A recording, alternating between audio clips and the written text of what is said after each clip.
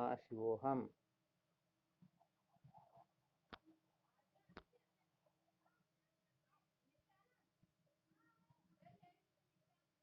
आवाज आ रही है? आवाज आ रही गुरुदेव। क्या विषय चल रहा था अपना?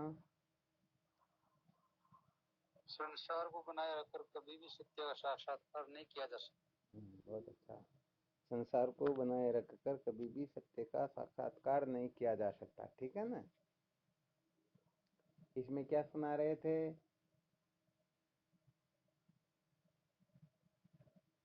संसार को बनाए रखकर सत्य का साक्षात्कार नहीं किया जा सकता, तो सत्य के साक्षात्कार से पहले क्या क्या शर्त होती हैं, क्या क्या समझना होता है, क्या क्या तैयारी करनी होती है, उसी के बारे में अपनी विवेचना हो रही थी। तो कल सुनाया था संशयात्मा विनश्यति, यही सुनाया था ना? जी हुक्म।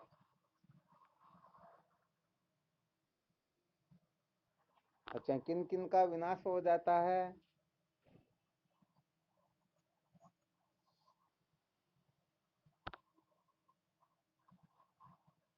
जो अज्ञानी होता है उसका विनाश हो जाता है, जी जो अश्रद्धालु होता है उसका भी विनाश हो जाता है, और संशयात्मा जो होता है उसका भी विनाश हो जाता है। कल इसी पर चर्चा की थी ना? जी गुरुदेव। अच्छा, ये बात कौन कह रहे हैं?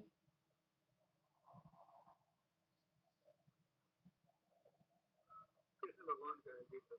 हाँ, भगवान कृष्ण। भगवान भगवान कृष्ण कह रहे हैं, बहुत बहुत अच्छी बात है।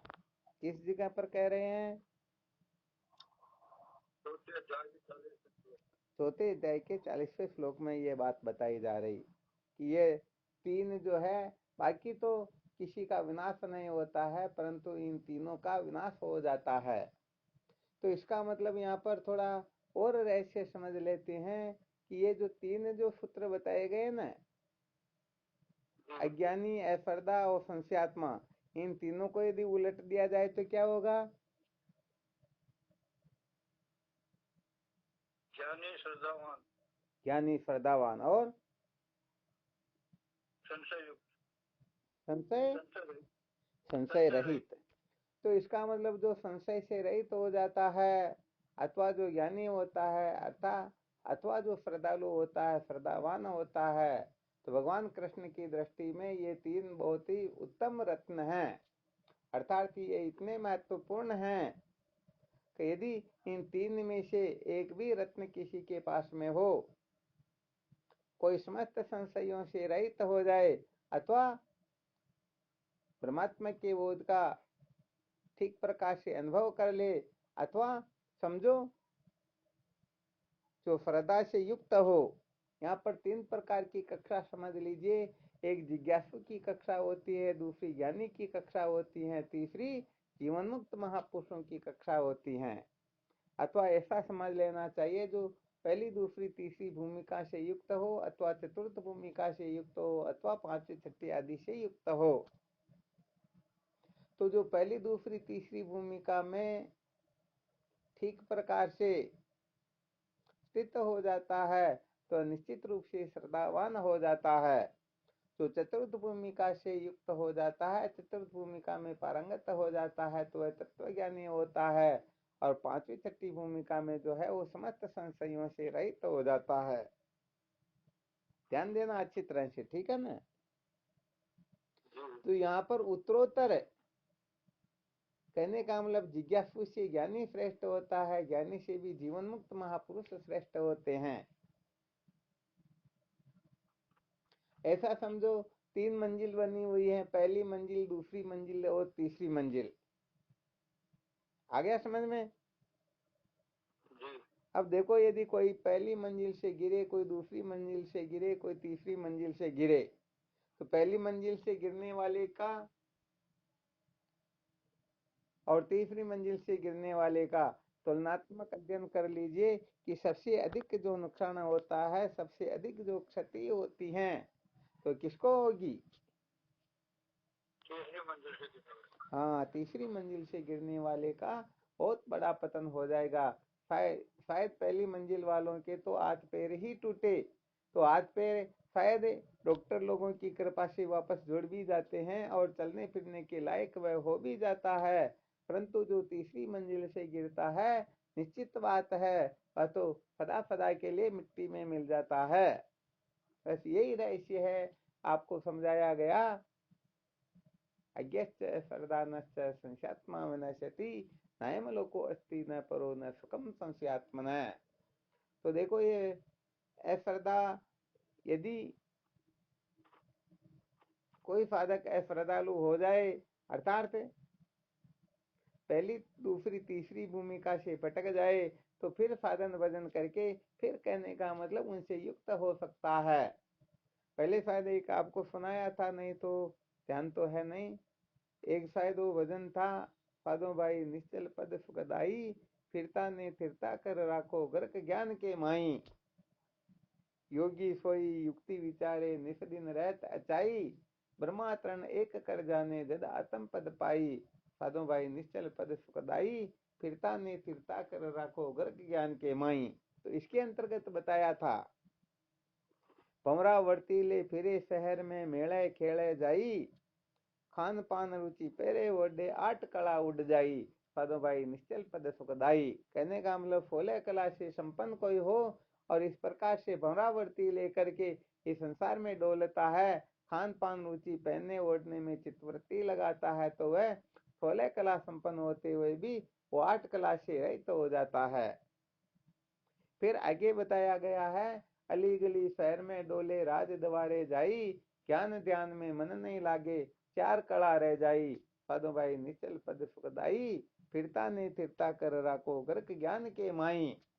देखो, इनका कोई विश्लेषण नहीं करे, परंतु आप लोगों को थोड़ा ध्यान होना चाहिए कि यदि कोई 16 कला से रहित भी हो जाए, फिर चाहे तो वापस उस स्थिति में पहुंच सकता, उसी का थोड़ा संकेत कर रहे हैं। और कम से कम ये गड़बड़ घोटाले भी जीवन से निकले कि ऐसा करने से हम जब पतन की ओर जाते हैं तो हमको क्या करना ऐसा वैसा करके। फिर आगे के चरण में बताया है, घर घर बैठ पंचाया करता त्याग वैराग गमाई, कला एक रही नहीं संग में मांग खाओ जगमाई। साधो भाई निश्चल पद सुखदाई, फिरता ने फिरता कर राखो गर्क ज्ञान के माई। फिर अंत में बताया गया है, यदि कोई 16 कला से संपन्न होते हुए भी भटक जाता है और एक कला भी जीवन में शेष नहीं रहती, तो उनके लिए संत महापुरुष संकेत कर रहे हैं कि पुनः अपनी स्थिति को प्राप्त करना हो तो फिर कहा है, सुनो सामलो साधन कर लो सदगुरु राह बताई, हरि राम वैरागी बोले दिन दिन कला सवाई। साधु भाई निश्चल पद सुखदाई, फिरता ने फिरता कर राखो गर्क ज्ञान के माई। तो देखो यहाँ पर पतन जो होता है ना, किस प्रकार से होता है उसका दिग्दर्शन करवाया गया। और वापस यदि किसी को उत्थान की ओर प्रवृत्त होना है तो केवल और केवल मात्र संत शास्त्रों का, गुरुदेव का आश्रय लेकर के उनकी मर्यादा में रह करके साधन भजन करो, निश्चित रूप से 16 कला संपन्न आप हो जाओगे। तो देखो यहाँ पर थोड़ा सिद्ध करके बताया गया, संकेत किया गया। हाँ, अब ये मत देख लेना किसी शास्त्र में नहीं लिखा हुआ कि ये इस प्रकार के लक्षणों से युक्त हो वह इस भूमिका में स्थित है। ये तर्क वितर्क करने वाले फिर रहस्य को समझ नहीं पाएंगे, इसलिए आपको थोड़ा आपकी सुविधा के लिए दिग्दर्शन करवाया जा रहा है। पहली दूसरी तीसरी भूमिका में जो अच्छी तरह से उत्तीर्ण हो जाता है तो निश्चित रूप से वह श्रद्धावान होता है। अब देखो, यदि कोई पहली दूसरी तीसरी कला से भूमिका से भटक जाए तो ज्यादा नुकसान थोड़े हुआ क्या। कहने का मतलब चतुर्थ भूमिका में जाकर के भटके तो फिर बड़ी नुकसान की बात होती है। अभी उनको तत्व का साक्षात्कार तो हुआ नहीं, भटक गए तो भटक गए, परंतु वह भी यदि पुनः उस स्थिति में पहुंचना चाहता है तो अभी ये जो भजन सुनाया था हरिराम जी महाराज का, उसके अनुसार अपने को निश्चय कर लेना चाहिए, समझ प्राप्त कर लेनी चाहिए। तो देखो यहाँ पर भगवान कृष्ण कहते हैं, अज्ञानी का, अश्रद्धालु का, संशयात्मा का, इन तीनों का विनाश हो जाता है। क्या हो जाता है? हाँ, इन तीनों का विनाश हो जाता है। भवानी शंकर जी 15 मिनट हो गए सत्संग चलते हुए, अच्छी सत्संग छूट जाती, क्या करते हो, फालतू बैठे रहते हो।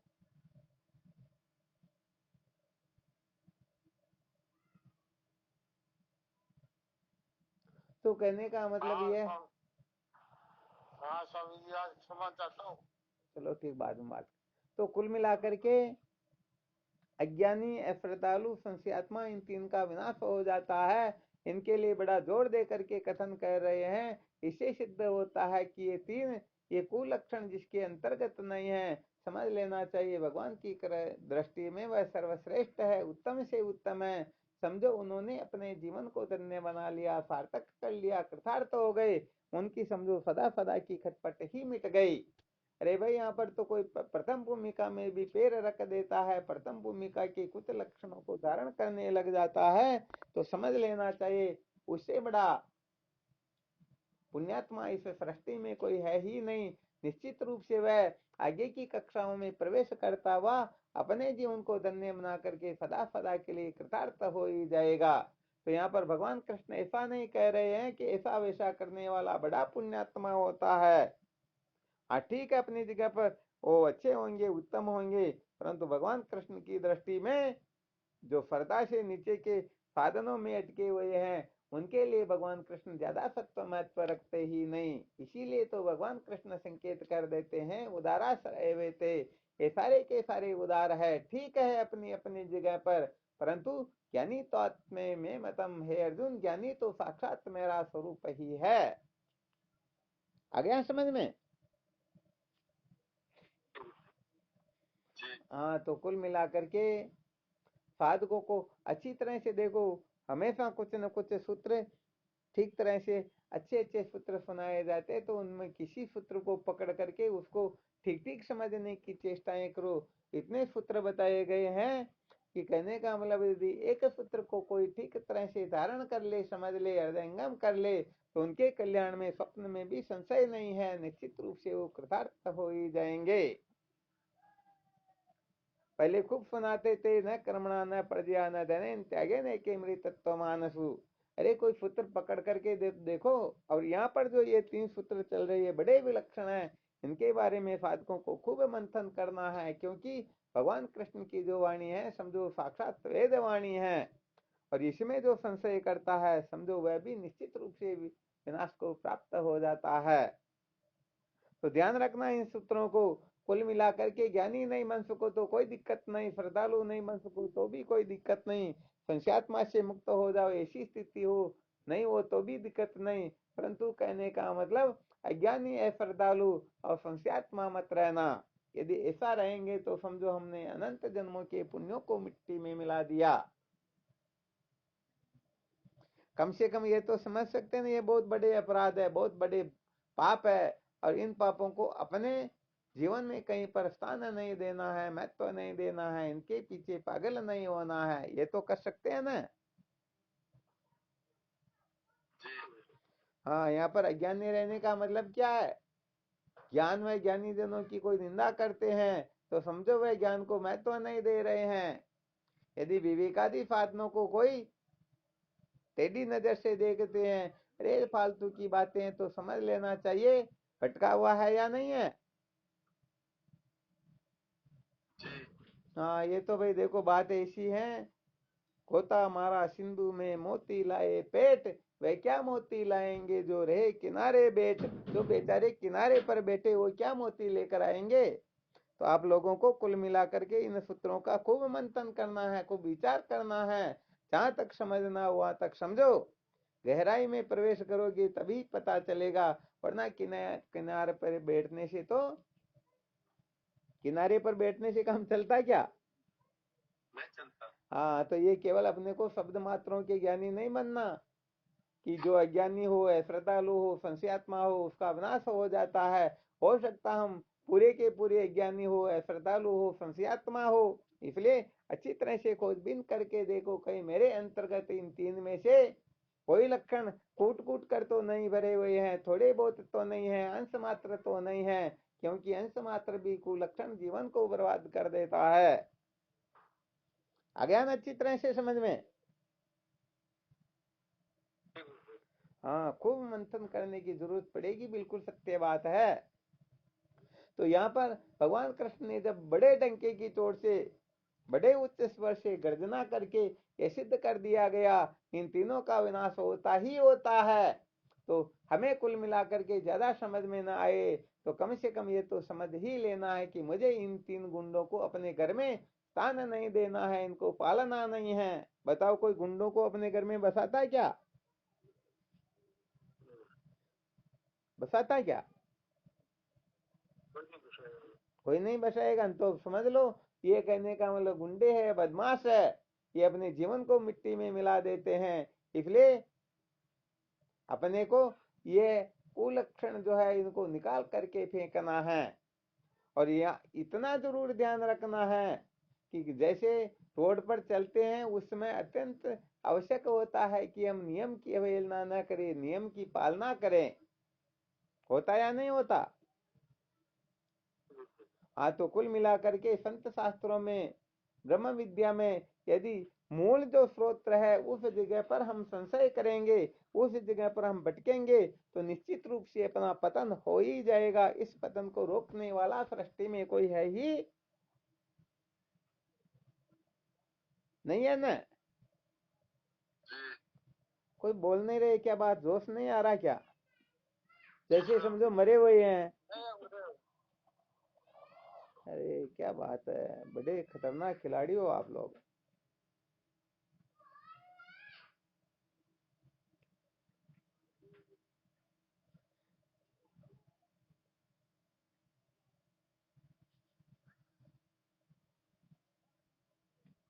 अभी कहीं पर लड़ाई हो जाए ना तो शायद अगर कोई पीछे नहीं रहेगा, जब तक आगे वाले को मार नहीं दे तब तक वो रुकने वाला नहीं है।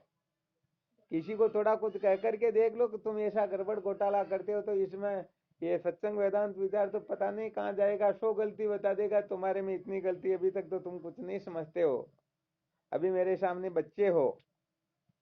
और जब सत्संग का कोई विशेष सूत्र चल रहा हो तब मरे हुए लगते, पता नहीं। अरे थोड़ी सतर्कता होनी चाहिए, ऐसा दिखना चाहिए कि जिज्ञासु सचमुच में तड़पते हुए हैं, और तड़पते हुए जिज्ञासु ही कृतार्थ होते, ध्यान रखना।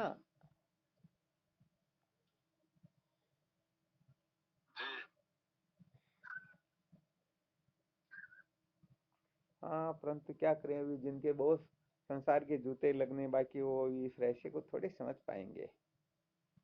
हम तो चाहते हैं कि सचमुच में प्रत्येक साधक अपने जीवन को धन्य बनाए, परंतु जिन साधकों को परवाह ही नहीं है तो अब करना क्या, कितना। वो कहते हैं ना भाई, नेता को कोई मर जाओ तो बच्चा आखिर रात बंद रोए थे। हाँ ठीक, थोड़ी बहुत घंटा 2-4 घंटा रो ले, परंतु पूरी रात तो भाई देख लो, समस्या ही होगा जानी। गुरुजी पाप कटे जद मन डटे, सत्संग गंगा न आई। पाप ही कौन कट रहा तो पूरा सा महाराज। हाँ बिल्कुल बिल्कुल, साधकों को तो कभी अलर्ट हो जाना चाहिए कि सचमुच में यही सबसे बड़े वह अवगुण है, जिन अवगुणों के कारण हम अनादिकाल से भटक रहे हैं। अब प्रतिज्ञा करते हैं, निश्चय करते हैं कि कभी भी इन गुंडों को, बदमाशों को अपने घर में नहीं पालेंगे, अर्थात अपने हृदय में स्थान नहीं देंगे, हम इनके चक्कर में नहीं आएंगे, ये हमको भटका नहीं सकेंगे, इनको हम देखते ही नष्ट कर देंगे, इनको सदा सदा के लिए उड़ा देंगे।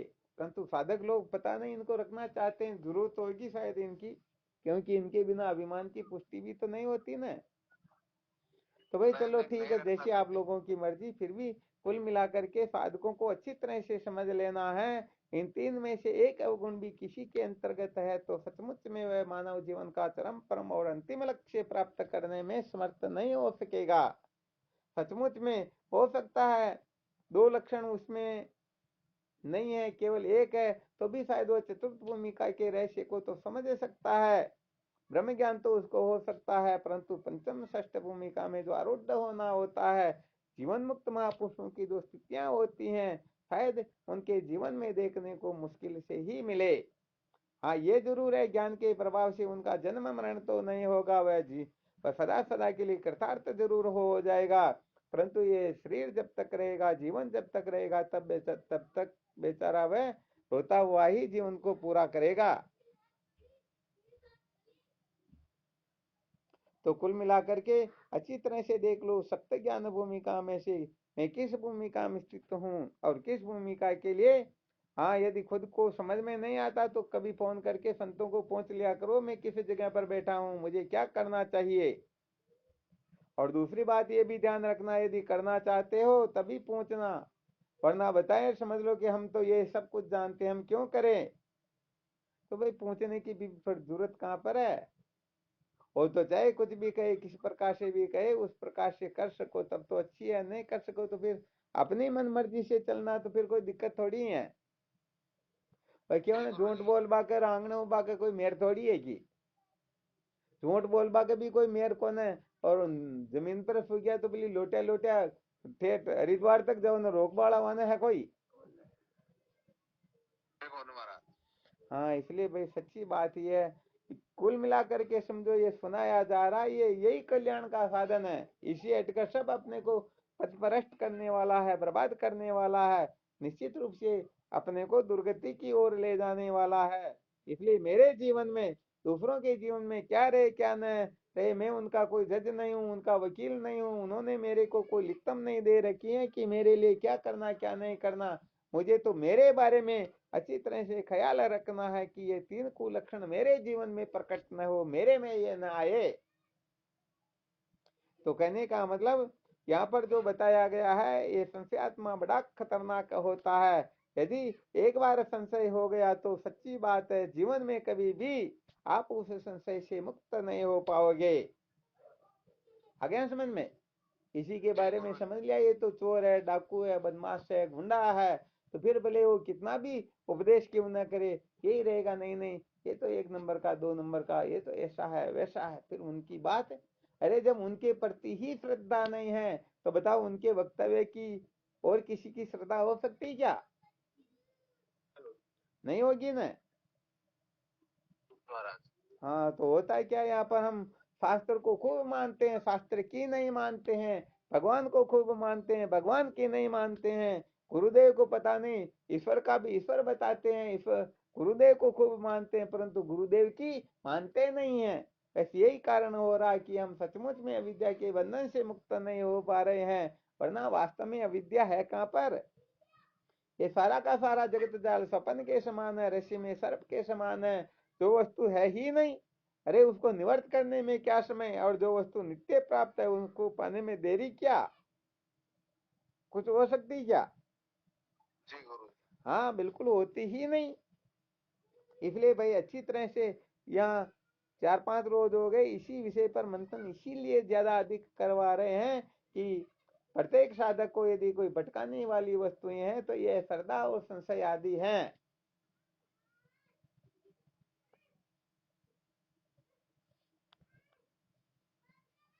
स्वामी जी के चरणों में प्रणाम। हाँ शिवोहम। क्या बात है, भवानी शंकर जी ने अब की बार कुछ जोश आया, क्या बात हुई? निवेदन मेरा यह था कि अब करे तो क्या करे, पार्वती और गरुड़ जैसे कोई संशय हो गया तो हम कौन सी बाकी भूलिए। हाँ बिल्कुल बिल्कुल सत्य बात, पार्वती जी ने भी सोच लिया जो स्त्री के लिए। अरे वृक्षों को कोई मनुष्य उनको पूछे मेरी पत्नी कहाँ गई तब तो ठीक है, परंतु वृक्षों से रो रो करके पूछ रहे, तुमने सीता को देखा, गरुड़ जी ने देखा, ये नाग पास में बंधे हुए ये भगवान कैसे हो सकते हैं। इसीलिए सच्ची बात तो यह है कि केवल और केवल मात्र सचमुच में सच्चे महापुरुषों को अपने जीवन को समर्पित कर देना, इससे बड़ा और कोई विशेष साधन संसार में होता ही नहीं। हम अपनी इतनी अक्ल होशियारियां लगाते हैं, अपनी बुद्धि इतनी खतरनाक महाराज कि ये अपनी बुद्धि पता नहीं किसको क्या बना दे, किसको राव को रंग और रंग को राव बनाने वाली अपनी बुद्धि होती है। थोड़ी देर में देखते रहे इनके जैसे कोई ज्ञानी नहीं है, और थोड़ी देर में देखते इनके जैसे गुंडे बदमाश संसार में कोई है ही नहीं। अब बताओ किस बात को सत्य समझेंगे।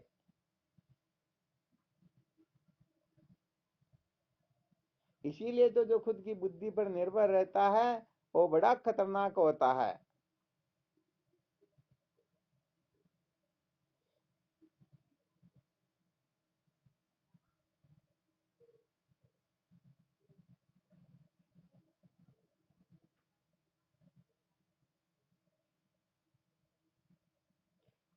अच्छा, उनको जो गरुड़ जी को पार्वती जी को जो हुआ ना संशय, तो अपने आप को ही सब कुछ समझ रहे थे, अपने से श्रेष्ठ किसी को समझ ही नहीं रहे थे। देखो न, भगवान शंकर पार्वती को समझा रहे, नहीं नहीं वो साक्षात भगवान नारायण है, परंतु पार्वती कहती नहीं नहीं इनका तो काम कहने का, परंतु मैं जानती हूँ ना अच्छी तरह से भगवान किसी प्रकार से हो ही नहीं सकते। तो जो जब हम अपने को अधिक बुद्धिमान समझ लेते हैं, और इसके लिए तो बहुत बार पहले बताया हुआ है, यदि परीक्षा की कॉपी अपने को स्वयं को अपनी कॉपी अपने को जांचने के लिए दे दी जाए, बताओ कितने नंबर देंगे? 100 में से 100 नंबर देंगे। और यदि दूसरा कोई भले ही कितना बड़ा विद्वान क्यों न हो, 100 में से 100 नंबर आने वाला हो, फिर भी उसको 100 में से 1 नंबर देंगे तो भी अपना हाथ थोड़ा कांपेगा कि 1 नंबर क्यों दे, इनको आधा ही दे दे या 0 दे दे, तो सबसे उनका अभिमान तो पुष्ट तब होता है।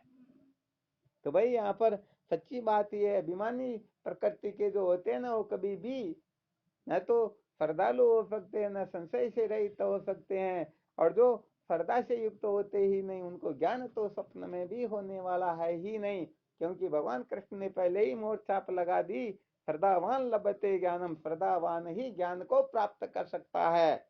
और जो श्रद्धावान होता है उसी के लिए निश्चल दास जी महाराज विचार सागर की तीसरी तरंग में लिख देते हैं, तो दृष्टि सपने नहीं आने। कहने का मतलब जो अपने जैसे शरीरदारी समझता है या पता नहीं कुछ का कुछ समझता है, तो निश्चित रूप से श्रद्धा होगी।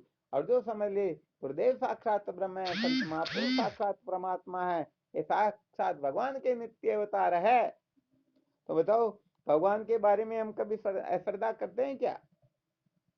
तो कुल मिलाकर के हम बात कर लेते हैं, परंतु उनके जैसे समझ नहीं पाते हैं, इसी कारण हम भटक जाते हैं।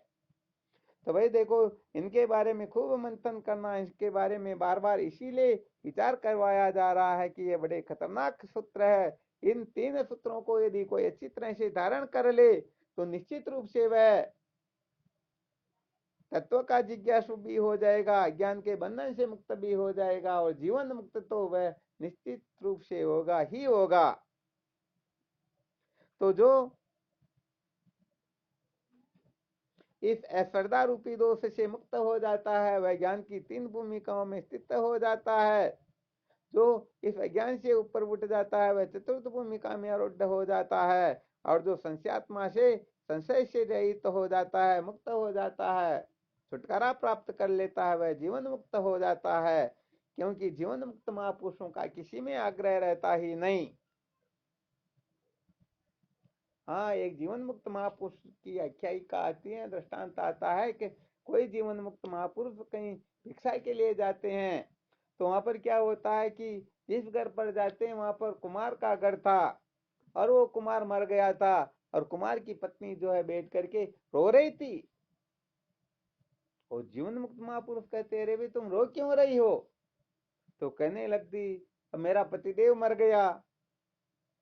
अरे पतिदेव मर गया तो मर जाने दो, फिर भी रोती क्यों? क्योंकि उनकी दृष्टि में तो जन्म मरण था ही नहीं। वह तो वह कह रही थी, इसलिए कहने लगे भाई मर गए तो मर जाने दो, रोती क्यों हो? देखो महापुरुषों की दृष्टि में क्या होता है, ये तो हम समझते हैं कि कोई जन्मा कोई मर गया, सचमुच में देखा जाए तो आज दिन तक न किसी का जन्म हुआ न किसी की मृत्यु होती है, ये केवल मात्र परिवर्तन होता है। सोने को अंगीठी के रूप में बनाया, अंगीठी को बिगाड़ करके दूसरा रूप दे दिया, तीसरा रूप दे दिया, परंतु सोने में परिवर्तन हुआ क्या?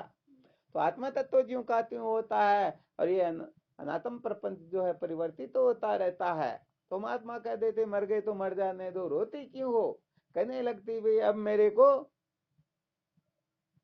बहुत सारे कामकाजों में जो उनकी सहायता की आवश्यकता थी, उनके बिना कामकाज नहीं हो पाता था, पैसे नहीं आते थे, और हम भूखे रह जाएंगे, तो अब मिट्टी कौन लाएगा, मटके कौन बनाएगा, बेचने कौन जाएगा, बिना पैसों के हम खाएंगे क्या? और जीवन मुक्त महापुरुष कहते रहे इतनी सी बात, वो काम तो हम कर देंगे, रोती क्यों हो? वो महात्मा वहीं रह गए और उनके वही काम करने लगे जो उनके पति करते थे। काफी टाइम हो गया, उनके शिष्यों को पता चला हमारे गुरुदेव किस तरफ गए, ढूंढते ढूंढते पता लगा, 7-6 महीने के बाद में वहां आए तो देखने लगे गुरुदेव तो यहाँ पर मटके बनाने का काम कर रहे। कहा गुरुदेव ये क्या? अरे भाई आजकल हम ब्रह्मा जी हो गए। ध्यान देना, जो ब्रह्म होता है वो सब कुछ हो सकता है या नहीं हो सकता? मोहनानंद जी महाराज। हो सकता है। अच्छा, जो ब्रह्म होता है सब कुछ हो सकता है क्या? है जी? जो ब्रह्म होता है वो सब कुछ हो सकता है क्या? ब्रह्मा भी हो सकता है, इंद्र भी हो सकता है, विष्णु भी हो सकता है, शंकर भी हो सकता है, ईश्वर भी हो सकता है, यमराज भी हो सकता है, चित्रगुप्त भी हो सकता है, स्वर्ग भी हो सकता है, सब कुछ हो सकता है क्या? हाँ, सब कुछ हो। तो डाकू बदमाश भी हो सकता है क्या? उसके नजर में डाकू बदमाश कुछ होता है कि नहीं? तो भी आप थोड़ा हाथ थोड़ा कंपायमान हो गया कि नहीं नहीं वो कहने का मतलब स्वर्ग तो हो सकता है परंतु नरक नहीं हो सकता। जहाँ सुमरो जहाँ तू ही तो मेरे दाता, जहाँ सुमरो जहाँ तू ही तो कहने का मतलब हाँ थोड़ा ये यही तो गड़बड़ होती, सचमुच में देखा जाए तो ये अपनी कल्पना होती, स्वर्ग नरक भी अपनी कल्पना है, पाप पुण्य भी अपनी कल्पना है, जन्म मरण भी अपनी कल्पना है। तत्व दृष्टि से देखा जाए तो सारा का सारा संकल्प मात्र है। संकल्प को छोड़ करके, चित्त की चंचलता को छोड़ करके वास्तव में ये कुछ होता ही नहीं। जब जब चित्त चंचल होता है तब तब ही इन समस्त रूपों की हमें प्रतीति होती है। और यदि चित्त शांत हो जाए तो सुषुप्ति अवस्था में किसी ने कोई है संसार में ऐसा माया का लाल जो सिद्ध करके बता सके? सुषुप्ति अवस्था में कोई पापी रहता है क्या? नहीं रहता। पुण्यात्मा रहता है क्या? अरे सुषुप्ति अवस्था में ब्राह्मण ब्राह्मण रहता है क्या? शूद्र शूद्र रहता है क्या? कुछ भी नहीं होता। ब्राह्मण सुषुप्ति अवस्था में पति पति रहता, पत्नी पत्नी रहती क्या? नहीं रहती। अरे हम तो कहने का मतलब कुल मिलाकर के वर्तमान में जो अपने को पता नहीं क्या क्या कचरा दिखाई देता है, इस कचरे के साथ में हम संबंध करके ठेकेदार बन जाते हैं कि वैसे संसार में मेरे को ही देखे और किसी को देखे ही नहीं, ये केवल मेरे लिए ही है, मेरे सिवा इस घर में कोई आना ही नहीं चाहिए, कोई बैठना ही नहीं चाहिए, कोई इधर उधर ही नहीं होना चाहिए। अरे जब तुम्हारे 100 वर्ष पूरे हो जाएंगे तो फिर तुम क्या कर लोगे? तो कुल मिलाकर के इस संसार के अंतर्गत हम किस किस को अपने अनुकूल किसको प्रतिकूल समझ करके हम भ्रमण करते रहते हैं। कहते द्वैतम न विद्यते, ज्ञान होने पर द्वैत नाम की कोई वस्तु शेष रहती ही नहीं। बताओ ज्ञान हो गया तो कुछ शेष है क्या? कुछ नहीं नहीं है। हाँ, फेन तरंग और बुदबुदे सभी जल के अंग, नाम रूप सब ब्रह्म है चेतन सदा असंग। तो कहने का मतलब जल जो होता है वो चाहे चंचल हो चाहे शांत हो, जल जल ही होता है। या जल कुछ और इधर उधर हो जाता है क्या? नहीं होता। हाँ, तो ये थोड़ा आपको युक्ति बताई जा रही है। श्रद्धाएं जो होती है ना, संशय जो होते हैं, इसी कारण से होते हैं कि अपनी वासना के अनुकूल नहीं करते हैं। और वैसे देखा जाए तो अपनी वासना के अनुकूल तो हम स्वयं भी नहीं चल सकते, दूसरों को क्या चलाएंगे? हाँ, इसीलिए कुल मिलाकर के ये जब रहस्य ठीक तरह से समझ में आता नहीं तो हम कहने का मतलब यहाँ कर्म उपासना में कीचड़ में पता नहीं कहाँ कहाँ पर अटक जाते हैं। ये माया बड़ी विलक्षण होती है। ये माया जीवों को ऐसे फंदे में उलझा रखी है कि किसी की श्रद्धा होने ही नहीं देती, किसी को किस तरफ कर देती हैं। तो जो छोटी छोटी बातों में बावड़े हो जाते हैं, छोटी छोटी बातों में संशय करते हैं, श्रद्धा करते हैं, पता नहीं क्या क्या कल्पना करते हैं, तो समझ लेना चाहिए ऐसे जीव माया के चक्कर में है, माया के वशीभूत है, माया के द्वारा नचाए जा रहे हैं। अभी तक उनके ऊपर ईश्वर की कृपा नहीं है, इसलिए माया के चक्कर से निकल करके सचमुच में ईश्वर की कृपा का आस्वादन करे। ईश्वर की सचमुच में कृपा क्या होती है उनके अनुसार अपने जीवन को बनाने की चेष्टा करे, तब तो भाई बात कुछ और होगी। वरना सच्ची बात यह है, ये जीवन ऐसे ही रुल जाएगा। हम जन्म मृत्यु की श्रृंखला से भटकते हुए आ रहे हैं, भटकते ही रहेंगे, शांति कभी भी मिलने वाली नहीं है। हाँ, इसलिए सच्ची बात है, यदि हम अपने को ब्राह्मण समझते हैं तो भी समझो हम संस्यात्मा है, क्षत्रिय वैसे शूद्र समझते हैं, पापी पुण्यात्मा, हम कुछ भी समझ रहे हैं जो है उसके अलावा कुछ भी समझ रहे हैं तो समझो हम संस्यात्मा हैं। और वैसे देखा जाए तो जब तक दृढ़ प्रोक्त से ज्ञान नहीं होता है तब तक किसी को प्रपंच में मिथ्यात्व का निश्चय होता ही नहीं, तब तक प्रपंच का बाध होता ही नहीं। तो कम से कम ये तो समझ सकते हैं ना, हाँ भाई हम ब्राह्मण हैं परंतु केवल ब्राह्मण ही नहीं और भी हैं, हम शूद्र है परंतु कुछ और भी हैं। ये हमारा औपाधिक स्वरूप है, ये केवल मात्र अनादिकाल के जो संस्कार बैठे हुए हैं उन संस्कारों से आक्रांत होकर के हम ऐसी कल्पना कर रहे हैं। हम सचमुच में स्त्री नहीं है, पुरुष नहीं है, बाप नहीं है, बेटा नहीं है, पापी पुण्यात्मा नहीं, कर्ता भोक्ता नहीं। आ गया समझ में? हाँ, तो ऐसे इसी प्रकार का चिंतन मनन करो, विचार करो। तो ये 3 बड़े खतरनाक सूत्र है, इनके बारे में साधकों को अच्छी तरह से गांठ लगा लेना है। ये श्रद्धा और संशय जो है बड़े खतरनाक होते हैं, जिनको हो जाता है निश्चित रूप से उनका पतन हो जाता है। देखो, पार्वती माता ने 3 बार भगवान शंकर की वाणी का क्या किया? तीनों बार संशय किया। और ये शास्त्रों का कथन है, जो स्त्री अपने पति देव की आज्ञा 3 बार उल्लंघन कर देती है, अवहेलना कर देती, तो उनका निश्चित रूप से पतन हो जाता है। हाँ, वैसे समझना ये स्त्रियों के लिए बताया गया, साधकों के लिए, गुरु भक्तों के लिए, उत्तम जिज्ञासुओं के लिए तो एक बार की बात नहीं। यहाँ तो कहा गया सपने में भी यदि आज्ञा का उल्लंघन कर देते तो समझो उनका निश्चित रूप से पतन हो जाता है। आ गया समझ में? हाँ, चलो थोड़ा संकेत कर देते। 3 बार की जो बताया ना, एक बार त्रेता युग माई शंभु गए कुंभज ऋषि ताई। त्रेता युग के अंतर्गत भगवान शंकर उमा के सहित कुंभज ऋषि के वहां पर सत्संग श्रवण करने के लिए जाते हैं, कथा सुनने के लिए जाते हैं। तो वहां पर अब ये तो अपने को पता ही, कथा सुनाने वाले ऊपर बैठेंगे और सुनने वाले चाहे कोई क्यों नहीं हो नीचे बैठेंगे या उनके सिर पर बैठेंगे? कहाँ बैठेंगे? और महाराज पार्वती जी माता कहती नहीं नहीं, मैं तो भगवान की घरवाली हूं, मैं नीचे कैसे बैठूं? नीचे बैठे तो ये बैठे, ये हमारे सामने क्या, हम तो स्वयं भगवान है और ये तो संसार में जन्मते और मरते, मेरे सामने इनकी क्या औकात है? नीचे बैठे और मुझे ऊपर बिठाए, फिर सत्संग मैं सुनूंगी, वरना मैं सुनने वाली नहीं हूँ।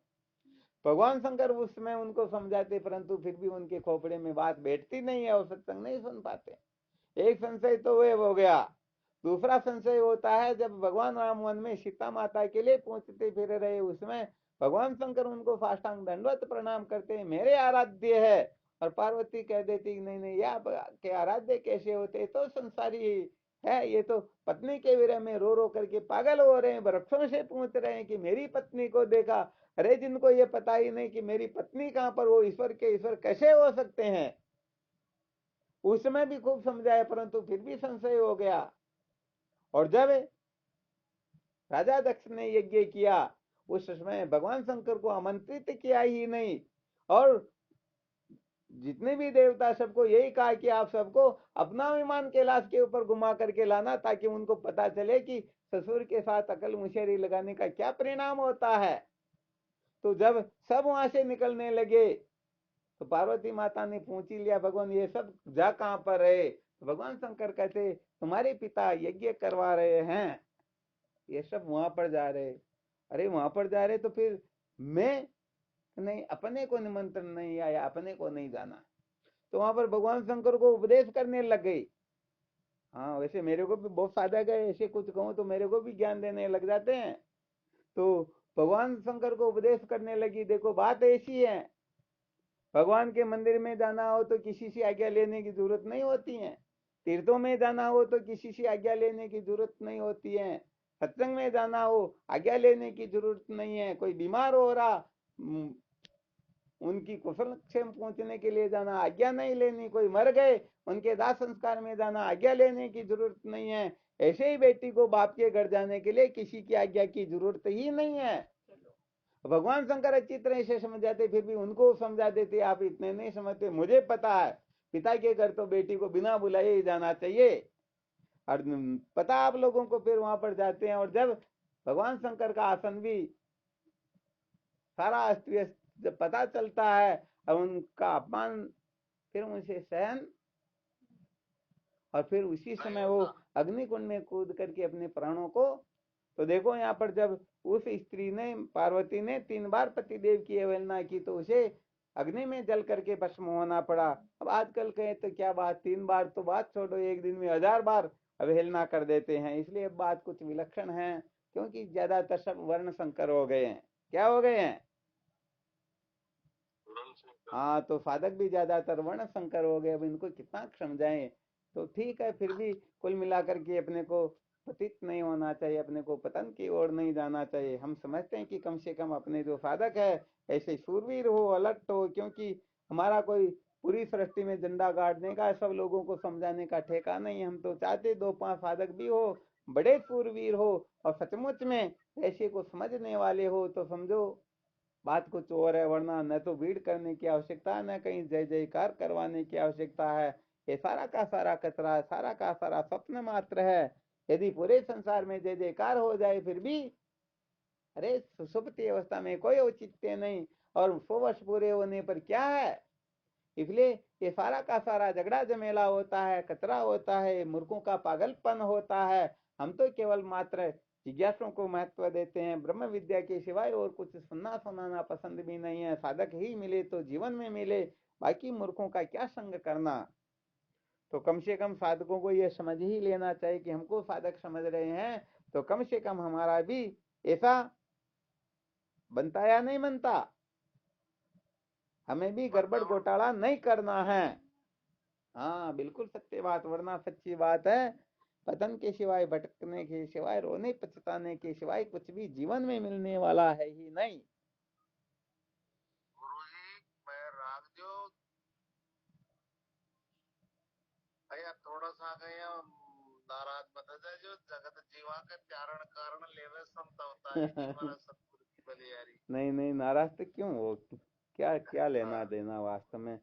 किसी से संबंध है तो केवल मात्र ये सत्संग का ही है, न तो कोई जाति समाज का संबंध है, न कोई संसारी कार्यक्रम करवाने के संबंध। अपने को तो सचमुच में किसी से किसी भी प्रकार की कोई आवश्यकता भी नहीं है। हम तो चाहते हैं साधक सचमुच में सत्य में प्रतिष्ठित हो, सत्य का साक्षात्कार करके अपने जीवन को धन्य बनाए। बिल्कुल वरना बिल्कुल सत्य गुरुजी कहे तो अरे क्या दोगे तुम लोग। एक कक्षा में 100 बच्चा पढ़े थे और सारा ही कंपटीशन पहले स्थान पुनावा पर जो आवला ने जो हाँ तो ये ऐसे ही समझो ना, गवर्नमेंट जो जैसे दान के साथ मोड़ने वाली बात है और क्या। तो मैं तो समझता हूँ एक साधक भी मुझे लगेगा कि ये भी सचमुच में ठीक ढंग से आगे बढ़ रहा, तब तक तो सत्संग सुनाते रहेंगे। और देखेंगे सब जगह गड़बड़ घोटाला कर रहा तो फिर अपने पास इतना टाइम है कहाँ पर।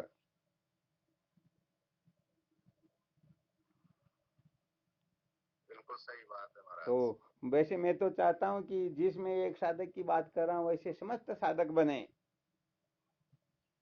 बिल्कुल बिल्कुल जरूर। हाँ, क्योंकि ऐसा नहीं कि मैं किसी व्यक्ति विशेष के लिए कोई मेरा वो ज्यादा प्रिय और वो ज्यादा अप्रिय। साधक लोग जरूर उनके मन से ही कल्पना करते रहते, किसी की स्तुति कर दे थोड़ी तो दूसरे साधक नाराज हो जाते कि अरे उनकी बढ़ाई कैसे कर दी, मेरी क्यों नहीं की। तो ये तो बड़ा गड़बड़ घोटाला है। ऐसे तो समझो एक तरह से बोली बंद हो जाए तभी सब शायद सबको राजी रख सके।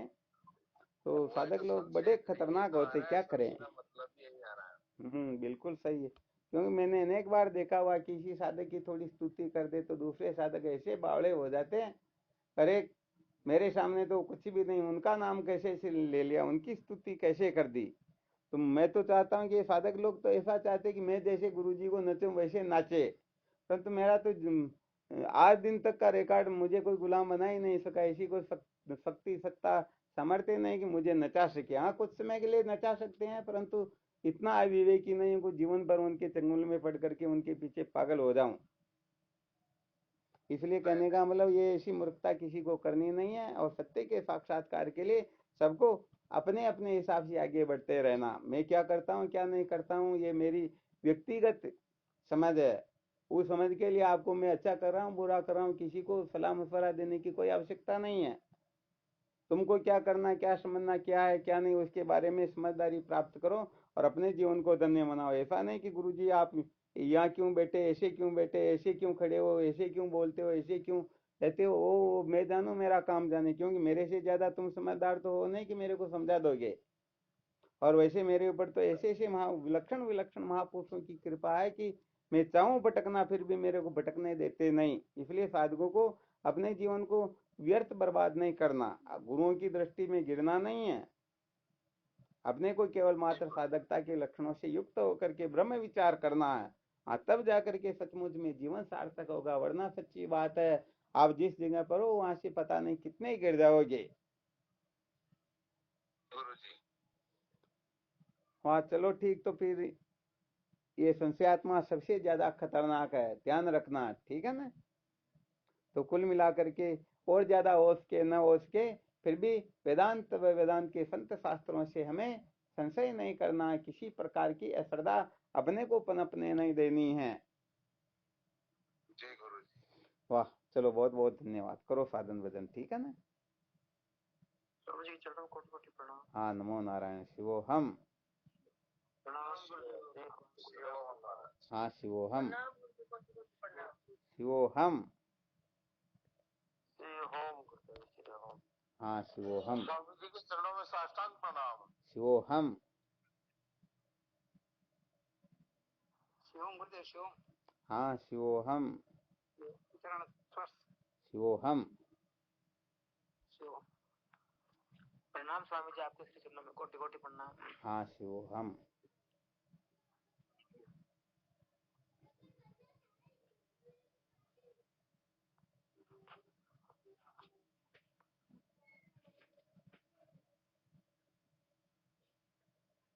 चलो ठीक, शिवोहम। शिवोहम प्रणाम आपके शिवोहम। कोटि कोटि प्रणाम स्वामी जी, आपके श्री चरणों में। हाँ, शिवोहम।